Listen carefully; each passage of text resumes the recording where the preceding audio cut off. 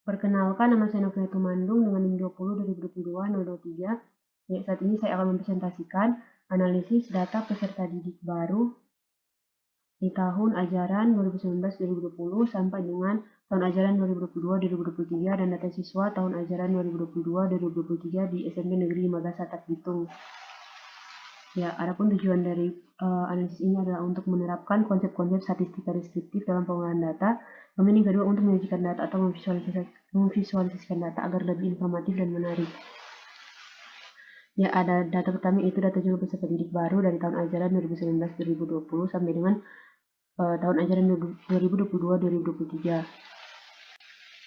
Ini merupakan data pertama, yaitu di sebelah kiri ini ada daftar nama siswa baru tahun ajaran 2019-2022. Tahun ajaran 2019-2020. Kemudian sebelah kanan ada daftar nama siswa baru tahun ajaran 2020-2021. Kemudian di sebelah kiri ini ada daftar nama siswa baru tahun ajaran 2021-2022. Kemudian di sebelah kanan adalah daftar nama siswa baru tahun ajaran 2022-2023. Ya, kemudian kita ke data B, yaitu data peserta didik yang ditinjau dari agama, kelompok umur, kelas, dan jenis kelamin di tahun ajaran 2022-2023. Ini adalah tabel data B. Tabel pertama itu tabel data yang ditinjau dari kelas, agama, dan jenis kelamin.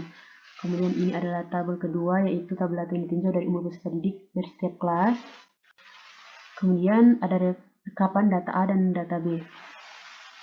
Ya, kita bisa melihat rekapan data A, yaitu yang pertama rekapan data jumlah peserta didik baru dari tahun ajaran 2019-2020 sampai dengan 2022-2023. Bisa kita lihat bahwa jumlah siswa baru di tahun 2019-2020 ada 9 siswa baru yang berjenis kelamin perempuan dan 14 siswa baru yang berjenis kelamin laki-laki dengan jumlah siswa 23. Kemudian tahun berikutnya 2022-2021 ada 9 siswa baru yang berjenis kelamin perempuan dan 14 siswa baru yang berjenis kelamin laki-laki. Kemudian di tahun ajaran 2021-2022 ada 10 siswa baru yang berjenis kelamin perempuan, kemudian 7 siswa baru yang berjenis kelamin laki-laki. Kemudian di tahun ajaran 2022-2023 ada 7 siswa baru yang berjenis kelamin perempuan dan 5 siswa baru yang berjenis kelamin laki-laki. Kemudian adapun rekapan data peserta didik yang ditinjau dari agama, kelompok umur, kelas, dan jenis kelamin di tahun ajaran 2022-2023. Ini merupakan rekapan data yang berisi data dari peserta didik ditinjau dari kelas, jenis kelamin, dan jumlah siswa di tahun ajaran 2022-2023. Dan jumlah keseluruhannya tuh ada 51 siswa di SMP Negeri 15 Atap Bitung. Kemudian ini adalah rekapan data yang berisikan data peserta didik ditinjau dari agama di tahun 2022-2023. Kemudian ini adalah rekapan data menurut kelas, jenis kelamin, dan kelompok umur. Kemudian kita akan menganalisis data A, yaitu jumlah peserta didik baru dari tahun ajaran 2019-2020 sampai dengan 2022-2023. Rata-rata siswa baru dari tahun ajaran 2019-2020 sampai 2022-2023 adalah 18,75 atau kita buatkan 9. Kemudian rata-rata siswa baru yang berjenis kelamin laki-laki ada 10. Kemudian rata-rata siswa baru yang berjenis kelamin perempuan adalah 8,75 atau kita bulatkan menjadi 9. Kemudian median dari data jumlah siswa baru ini adalah 20. Pertama-tama kita urutkan dulu datanya, baru tuh karena ini adalah data genap. Ini data yang di tengah ini kita tambah kemudian bagi 2 dan mendapatkan hasil 20. Kemudian ini adalah analisis data jumlah peserta didik baru di tahun ajaran 2019, 2020, 2022, 2023 dan kita akan menganalisis ukuran nya. Untuk kuartil 1 kita mendapatkan 14,5, kuartil 2 20, kemudian kuartil 3 nya sama dengan 23.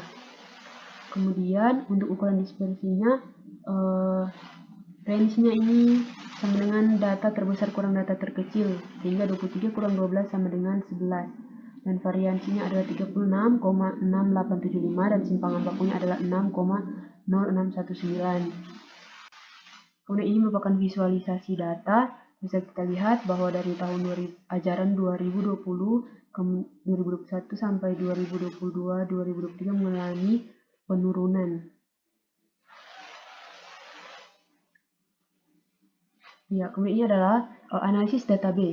Ini merupakan tabel distribusi data jumlah peserta didik per kelas dari tahun ajaran 2022-2023. Untuk rata-ratanya kita dapat 12,75 atau 13. Kemudian mediannya kita urutkan dulu dari yang kecil sampai ke besar, kemudian nilai tengahnya ada 18. Kemudian modus atau nilai paling jumlah siswa paling banyak di kelas ada di kelas 9 dengan jumlah siswa 21 orang.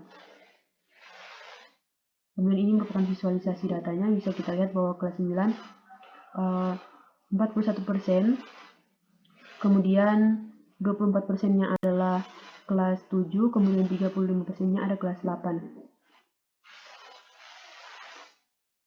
Nah, kemudian kita akan menganalisis data seluruh peserta didik berdasarkan jenis kelamin dari seluruh siswa kelas 7-9 di tahun ajaran 2022-2023. Untuk rata-rata siswa laki-laki di kelas ada 9 orang, kemudian untuk rata-rata siswa perempuan di kelas adalah 8 orang. Ini merupakan diagram batang dari peserta didik yang ditinjau dari kelas dan jenis kelamin. Kemudian ini adalah diagram pie, diagram batang dari jumlah keseluruhan siswa berjenis kelamin laki-laki dan perempuan di tahun ajaran 2022-2023. Bisa kita lihat bahwa laki-laki berjumlah 51%, dengan perempuan 49%. Ya, kemudian ini adalah analisis data peserta didik berdasarkan agama peserta didik seluruh kelas dari kelas 7 sampai kelas 9 di tahun ajaran 2022-2023. Untuk ukuran tradisi sentralnya mediannya adalah 3, kemudian modus atau di sekolah itu mayoritas atau agama yang pemeluknya terbanyak adalah agama Kristen Protestan dengan jumlah 46. Kemudian yang paling sedikit adalah siswa yang beragama Islam yang cuma berjumlah 2 orang saja. Kemudian ini adalah visualisasi data dari peserta didik berdasarkan agamanya dari seluruh kelas 7 sampai 9. Ini merupakan diagram pie-nya, bisa kita lihat bahwa ada 90% siswa beragama Kristen, kemudian 6% siswa beragama Katolik, dan 4% siswa beragama Islam. Kemudian kita akan menganalisis data peserta didik seluruh kelas 7-9 di tahun ajaran 2022-2023. Pertama-tama kita akan menentukan range-nya menggunakan rumus Sturges, kemudian kita mendapatkan nilainya 4, kemudian kita akan menentukan panjang kelas. Kemudian panjang kelasnya kita dapat 2. Nah, ini merupakan tabel distribusi frekuensinya.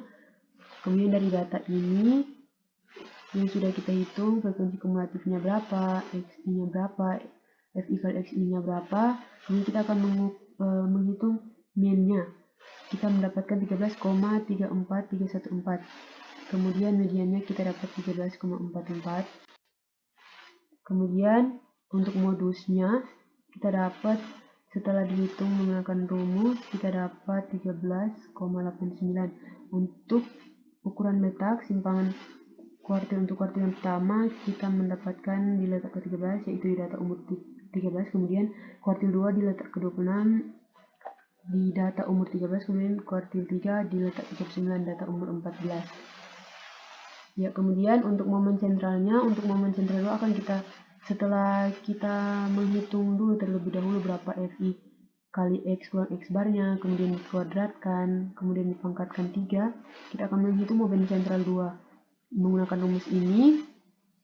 Kemudian kita substitusikan saja ini per jumlah frekuensinya, maka didapat momen sentral 2-nya sama dengan 1,387159.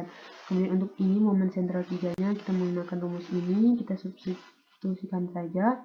Kemudian momen sentral ketiganya sama dengan 0,9703. Untuk momen sentral yang keempat kita mendapatkan 9,8152. Kemudian untuk variansinya kita mendapatkan 1,38759. Kemudian untuk kemiringannya kita akan menggunakan rumus ini. Kita substitusikan saja M3-nya yaitu 0,9703 per ini S pangkat 3. Kadang kita mendapatkan hasil 0,5940 mencing ke kanan atau kemiringan positif. Kemudian analisis data, kemudian menentukan keluncingan atau kurtosisnya kita akan menggunakan rumus ini. Setelah kita dapati bahwa M4-nya adalah 9, 1,8152 dan S pangkat 4-nya adalah 1,9237. Kemudian kita langsung bagi saja. Kemudian kita mendapatkan hasil 5,102247 atau kerinciannya merupakan kerincingan laptop Kurtik. Ini merupakan visualisasi data umur peserta didik dari seluruh kelas 7 sampai kelas 9 di tahun ajaran 2022-2023. Ini merupakan visualisasi data tunggalnya. Bisa kita lihat bahwa siswa terbanyaknya adalah berumur 13 tahun dengan jumlah 39%.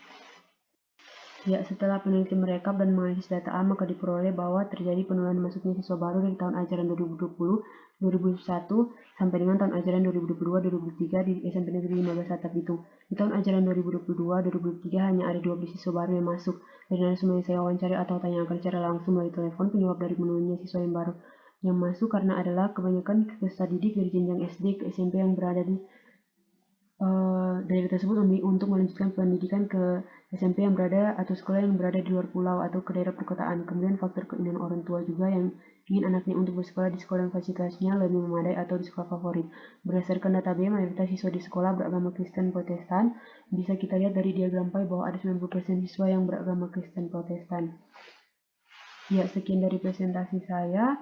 Jika ada kesalahan, silakan untuk kritik dan saran. Terima kasih.